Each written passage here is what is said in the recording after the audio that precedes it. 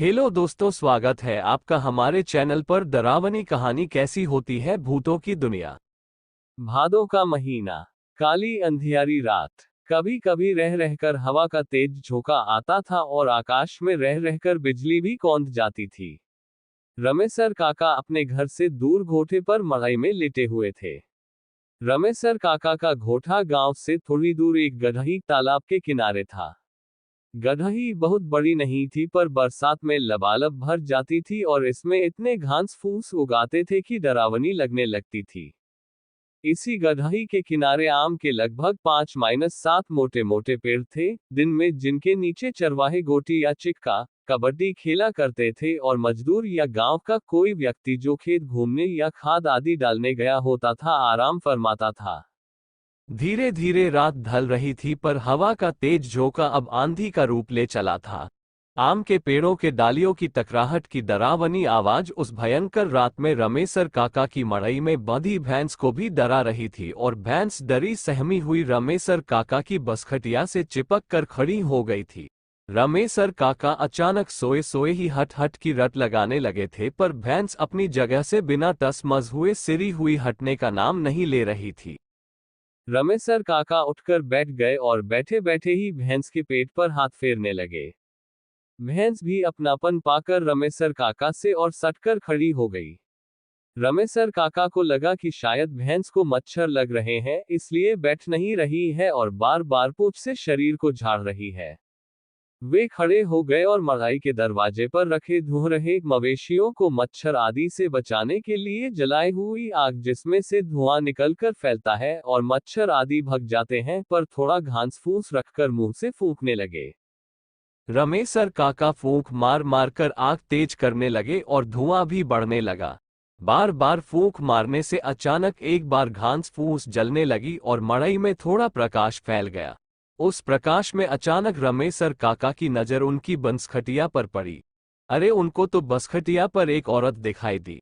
उसे देखते ही उनके पूरे शरीर में बिजली कौंध गई और इसके साथ ही आकाश में भी बिजली कड़की और एक तेज प्रकाश हुआ। रमेसर काका डरने वालों में से तो नहीं थे, पर पता नहीं क्यों उनको आज थोड़ा डर का आभास हुआ। पर उन्होंने हिम्मत करके आग को और तेज किया और उस पर सूखा पुआल रखकर पूरा अंजोर प्रकाश कर दिया। अब उस पुआल के अंजोर में वह महिला साफ नजर आ रही थी। अब रमेसर काका उस अंजोर में उस औरत को अच्छी तरह से देख सकते थे। रमेसर काका ने धोहरे के पास बैठे बैठे ही जोर की हाँक लगाकर पूछा, कौन है वहां? पर उधर से कुछ भी प्रतिक्रिया न पाकर वे सन्न रह गए। उनकी समझ में कुछ भी नहीं आ रहा था कि अब क्या करना है। वे मन ही मन कुछ बुदबुदाए और उठकर खड़े हो गए। उनके पैर न आगे अपनी खाट की ओर ही बढ़ रहे थे और न ही मड़ई के बाहर ही।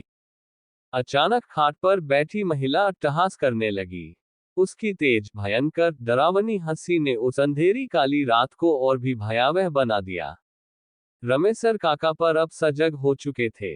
उन्होंने अब सोच लिया था कि डरना नहीं है, क्योंकि अगर डरा तो मरा। रमेसर काका अब तनकर खड़े हो गए थे। उन्होंने मड़ई के कोने में रखी लाठी को अपने हाथ में ले लिया था। वे फिर से बोल पड़े, कौन हो तुम? तुमको क्या लगता है मैं तुमसे डर रहा हूं? प्रश्नवाचक चिन्ह कदापि नहीं। और इतना कहते ही रमेसर काका भी हा करने लगे। पर सच्चाई ये थी कि रमेसर काका अंदर से पूरी तरह डरे हुए थे। रमेसर काका का वह रूप देखकर वह महिला और उग्र हो गई और अपनी जगह पर खड़ी होकर तड़पी, तून डरता नहीं है? एस ना, बताती हूं मैं तुझे। रमेसर काका को पता नहीं क्यों अब कुछ और बल मिला और डर और भी कम हुआ। वे बोल पड़े, बता क्या करेगी तून मेरा? जल्दी यहां से निकल, नहीं तो इस लाठी से मार मार कर तेरा सिर फोड़ दूंगा। इतना कहते ही रमेसर काका ने अपनी लाठी तान ली। महिला चिल्लाई, तून मुझे मेरे ही घर से निकालेगा? अरे, मेरा बचपन बीता है इस मड़ई में।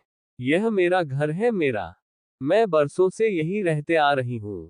पर पहले तो किसी ने कभी नहीं भगाया। यहां तक कि भैया, कुछ ग्रामीण क्षेत्रों में पिताजी को भैया भी कहते हैं, ने भी। अब पता नहीं क्यों रमेसर काका का गुस्सा और डर दोनों शांत हो रहे थे।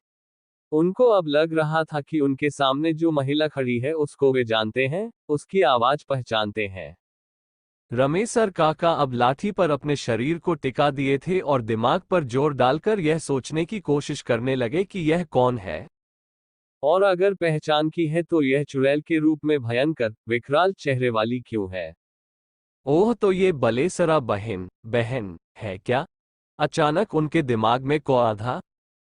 नहीं नहीं, बलेसरा बहन नहीं हो सकती, उसे तो मरे हुए 2500 साल हो गए। अब रमेसर काका अपने अतीत में जा चुके थे, उनको सब कुछ याद आ रहा था। उस समय उनकी बलेसरा बहन 12-14 साल की थी और उम्र में उनसे 3-4 साल बड़ी थी। चारा काटने से लेकर गोबर गोहथार करने में दोनों भाई बहन साथ साथ लगे रहते थे। एक दिन दोपहर का समय था और इसी गढ़ी पर इन्हीं आमों के पेड़ों पर गांव के कुछ बच्चे ओल्हा-पाती खेल रहे थे। बलेसरा बहन बंदरों की भांति इस डाली से उस डाली उछल कूद कर रही थी। नीचे चोर बना लड़का पेड़ों पर चढ़े लड़के लड़कियों को छूने की कोशिश कर रहा था। अचानक कोई कुछ समझे इससे पहले ही बलेसरा बहन जिस डाली पर बैठी थी वह टूट चुकी थी और बलेसरा बहन औंधे मुंह जमीन पर गिर पड़ी थी। सभी बच्चों को थकुआ मार गया था और जब तक बड़े लोग आकर बलेसरा बहन को उठाते तब तक उसकी लीला समाप्त हो चुकी थी। रमेसर काका अभी यही सब सोच रहे थे तब तक उन्हें उस औरत के रोने की आवाज सुनाई दी, बिल्कुल बलेसरा बहन की तरह। अब रमेसर काका को पूरा यकीन हो गया था कि यह बलेसरा बहन ही है। रमेसरा काका अब ये भूल चुके थे कि उनकी बहन मर चुकी है। वे दौड़कर खाट के पास गए और बलेसरा बहन को अंकवार में पकड़कर रोने लगे थे। उन्हें कुछ भी सूझबूझ नहीं थी। सुबह हो गई थी और वे अभी भी रोए जा रहे थे। तभी उधर कुछ लोग कुछ काम से आए और उन्हें रमेसर काका के रोने की आवाज सुनाई दी। उन्होंने मड़ाई में झांक कर देखा तो रमेसर काका एक महिला को अंकवार में पकड़कर रो रहे थे। उस महिला को देखते ही ये सभी लोग सन रह गए क्योंकि वह वास्तव में बलेसरा ही थी जो बहुत समय पहले भगवान को प्यारी हो गई थी। धीरे धीरे यह बात पूरे गांव में आग की तरह फैल गई और उस गढ़ी पर भीड़ लग गई। गांव के बुजुर्ग पंडित जी ने कहा कि दरअसल बलेसरा जब मरी तो वह बच्ची नहीं थी, उसकी अंतिम क्रिया करनी चाहिए थी पर उसे बच्ची समझकर केवल दफना दिया गया था और अंतिम क्रिया नहीं किया गया था। उसकी आत्मा भी भटक रही है। लोग अभी आपस में बात कर ही रहे थे तभी रमेसर काका बलेसरा बहन के साथ मड़ई से बाहर निकले। बलेसरा गांव के लोगों को एकत्र देखकर फूट फूट कर रोने लगी थी। सब लोग उसे समझा रहे थे पर दूर से ही। रमेसर काका के अलावा किसी की भी हिम्मत नहीं हो रही थी कि वह बलेसरा के पास जाए। बलेसरा अचानक बोल पड़ी, हाँ ये सही है कि मैं मर चुकी हूँ, पर मुझसे डरने की आवश्यकता नहीं है। मैं इसी गांव की बेटी हूँ पर आज तक भटक रही हूँ। मेरी सुध कोई नहीं ले रहा है। मैं इस गढ़ी पर रहकर अन्य भूत प्रेतों से अपने गांव के लोगों की रक्षा करती हूँ। मैं नहीं चाहती हूँ कि इस गढ़ी पर, इन आम के पेड़ों पर अगर कोई गांव का व्यक्ति ओल्हा पाती खेले तो उसे किसी भूत का कोपभाजन बनना पड़े। इतना कहने के बाद बलेसरा रोने लगी और रोते रोते बोली, मुझे एक प्रेत ने ओल्हा पाती खेलते समय धक्का दे दिया था। आगे बलेसरा ने जो कुछ बताया उससे लोगों के रोए खड़े हो गए। बलेसरा ने क्या क्या बताया इसे जानने के लिए इस कहानी की अगली कड़ी का आपको इंतजार करना पड़ेगा। आखिर वो प्रेत कौन था जिसने बलेसरा को धक्का दिया था? अरे नहीं नहीं, आप लोगों को अब इंतजार नहीं कराऊंगा। ई कहानी की दूसरी और अंतिम कड़ी का आनंद उठाइए। आइए आपको बलेसरा के अतीत में ले चलता हूं। पूर्व कहानी। इस कहानी के पूर्वार्ध से ये तो स्पष्ट हो चुका है कि बलेसरा का घोटा उसके पिताजी का गांव से बाहर एक गढ़ी तालाब के किनारे था। बलेसरा बचपन में अपना अधिक समय इसी घोटे पर गुजारती थी। बलेसरा अभी 10-12 साल की थी तभी से अपने घर का सारा काम संभाल ली थी। अपने माँ के कामों में हाथ बटाने के साथ ही साथ खेती बाड़ी का काम और गोबर गोहथार। जाड़े के दिनों में जब सूर्यदेव घने कोहरे को चीरकर कपकपाते हुए अपना दर्शन देते थे तो बलेसरा तरई चटाई निकालकर मड़ई के बाहर बिछा देती थी और उसी पर बैठकर घमावन धूप लेना।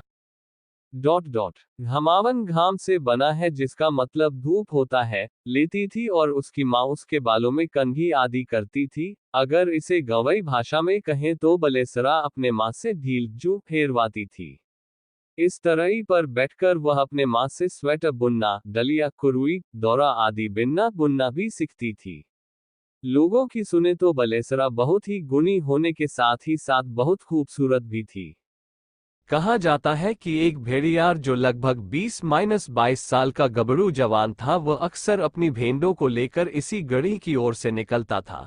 वह किस गांव का था इसका पता किसी को भी नहीं था, पर जब भी वह अपनी भेड़ों को लेकर इस गढ़ी की ओर आता था तो 1-2 घंटे इसी गढ़ी पर आराम करता था। बार बार इस गढ़ी पर आने के कारण बलेसरा के भैया पिताजी से उसका थोड़ा परिचय भी हो गया था और वह बलेसरा के भैया पिताजी को काका कहकर पुकारता था। बलेसरा के भैया पिताजी उससे 2-3 कंबल भी खरीदे थे। सुनने में आता है कि वह बलेसरा के भैया से इन कंबलों का पैसा नहीं लिया था और कहा था कि काका इधर बराबर आता ही हूँ और आपके घर पर पानी ओनी पीता हूँ, कभी कभी आपके वहां से सत्तू भुजा आदि भी खाने को मिल जाता है, इसलिए आपसे इन कंबलों का पैसा नहीं लूंगा, पर हाँ अगर आप अब आगे कोई कंबल खरीदेंगे तो जरूर पैसा लूंगा। आपको लग रहा होगा कि इस भूत कहानी से इस भेड़िहार का क्या संबंध, और साथ ही यह कहानी तो किसी और दिशा में बढ़ रही है, पर ऐसी बात नहीं है। दरअसल हुआ ये कि एक दिन उस भेड़िहार ने बलेसरा के भैया पिताजी से कहा कि काका हम आपकी छबड़ी लड़की से बेयाह विवाह करना चाहते हैं। ये बात सुनते ही बलेसरा के भैया पिताजी दौड़कर मड़ई में से लुर लाठी निकाल लाए और गुस्से में उस भेड़िहार को 2-3 लुर जमा दिए और उसे वहां से भागने के लिए कहे और साथ ही यह भी कहे कि फिर कभी स गढ़ी पर अपनी सूरत मत दिखाना। इस बात को बीते कई महीने हो गए थे, पर एक दिन अचानक वह भेड़िहार फिर से उस गढ़ी पर प्रकट हुआ।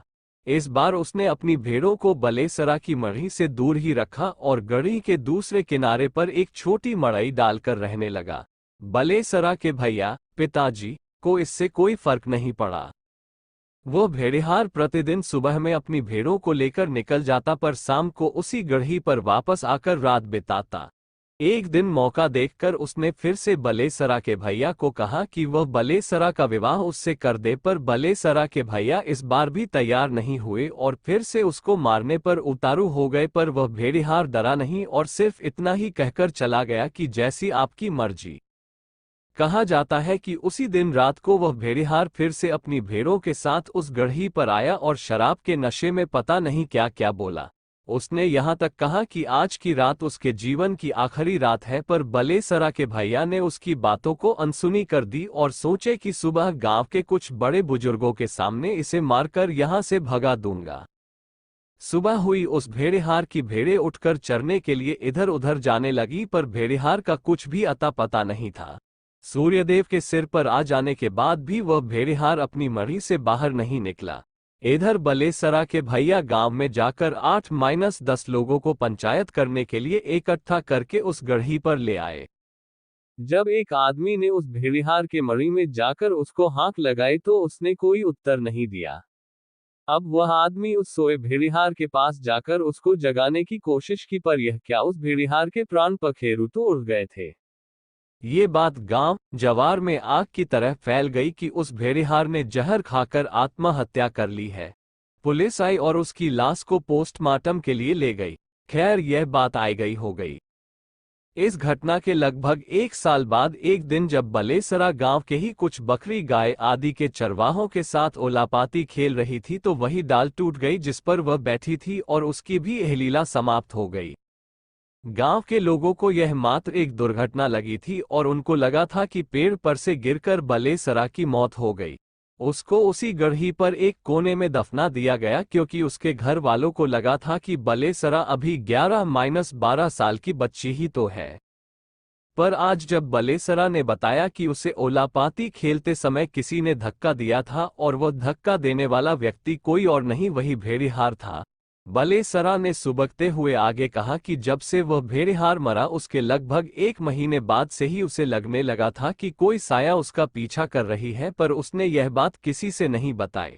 वहीं कहीं भी जाती थी तो उसे आभास होता था कि कहीं कोई तो ऐसा है जिसे मैं देख नहीं पा रही हूं। बलेसरा ने बताया कि एक दिन वह मरी में अकेले थी। उस दिन उसके माता पिता ऊख छिलने, गन्ना छिलने, गन्ने के खेत में गए थे और बलेसरा मरी में खाना बना रही थी। तभी वह भेड़िहार प्रकट हुआ और बलेसरा कुछ समझे इसके पहले ही फूट फूट कर रोने लगा।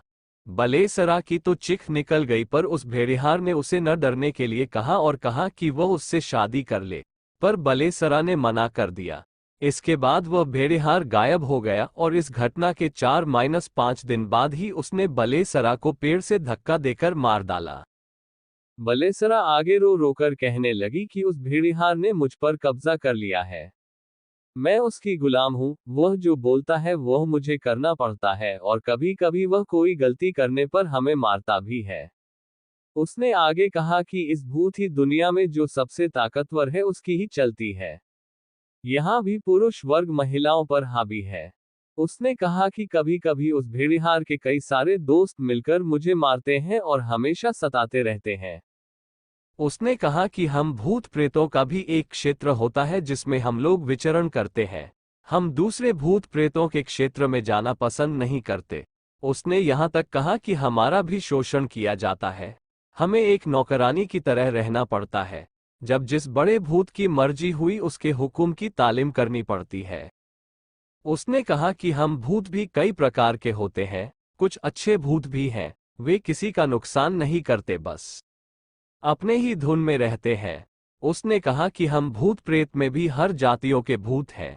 कोई मुसलमान तो कोई हिंदू तो कोई और हम लोग विशेषकर अपनी जाति के पूजा पाठ करने वाले लोगों से दूर रहना ही पसंद करते हैं। हमें धार्मिक स्वच्छ स्थानों पर जाने में डर लगता है। ऐसा लगता है कि कोई ऐसी शक्ति है जो हमें जलाकर राख कर देगी। इसके बाद बलेसरा और फूट फूट कर रोने लगी। उसने वहां खड़े लोगों से गुहार लगाई कि मैं इस गढ़ी पर रहते हुए भूत प्रेतों से इस गांव की रक्षा करने की भी कोशिश करती हूँ। आखिर कब तक मैं ऐसे ही भटकती रहूंगी और उस भेड़िहार का अत्याचार सहती रहूंगी। उसकी बात सुनकर गांव के पंडित जी आगे आए और बोले कि बेटी, आज ही तेरा उद्धार करने के लिए हम लोग कुछ करेंगे और उसे इस भूत ही दुनिया से छुटकारा दिलाकर तुझे इस प्रेतात्मा से मुक्ति दिला देंगे। इसके बाद बलेसरा अचानक गायब हो गई और पंडित जी ने उसी दिन बाजार से धार्मिक अनुष्ठान के लिए कुछ सामान मंगाए और दूसरे दिन सुबह कुछ पूजा पाठ किए। कहा जाता है कि अब बलेसरा को मुक्ति मिल गई है। सादर, कैसी लगी आपको ये कहानी? अच्छी लगी हो तो हमारे चैनल को सब्सक्राइब करें।